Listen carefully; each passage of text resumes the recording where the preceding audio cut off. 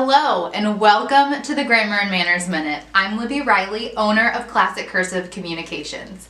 Today we're going to dig into the ins and outs of one of my favorite pieces of punctuation, the semicolon. Yes, like any true grammar nerd, I have a favorite piece of punctuation. I have an opinion on the elusive Oxford comma and a preference between AP and Chicago styles.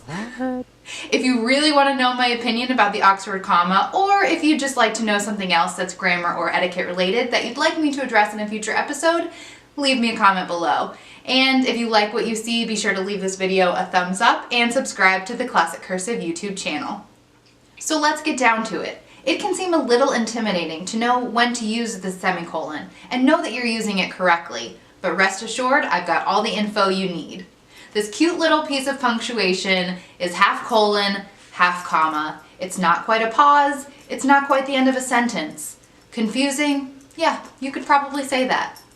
The semicolon separates two closely related clauses in one sentence. A clause, as you know, includes a subject and a predicate.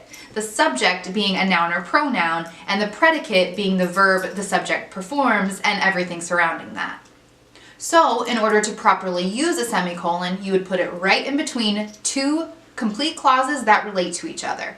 Here's an example. I love to write. Math has never been easy for me. So here, the two separate clauses are I love to write and math has never been easy for me. Each could stand alone as their own sentence, but because they closely relate to each other and they play off of each other to form the complete idea that I'm trying to communicate, it makes sense to put a semicolon in between the two clauses.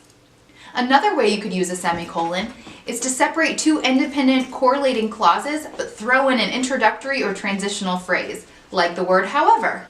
Here's what I mean. I like English. However, math is also important. It wouldn't make sense to start a sentence with the word however. You need the background information that comes before however to clearly understand the idea that's being communicated. Okay, one last use for semicolons, complex lists. Perhaps you want to say, I have lived in Sacramento, California, Phoenix, Arizona, and Boston, Massachusetts. While the items in your lists aren't independent clauses or ideas, they do already require a comma. So to keep things neat and tidy, you would upgrade your list to separate the items with a semicolon. I know this was a lot of information in a short amount of time, but I hope that you're now feeling confident and more ready than ever to use semicolons. Okay, enough about me geeking out about punctuation. I want to hear from you. What geeky opinions or obsessions are you harboring? Let me know in the comments below. And remember, treat everyone with politeness, not because they are nice, but because you are nice.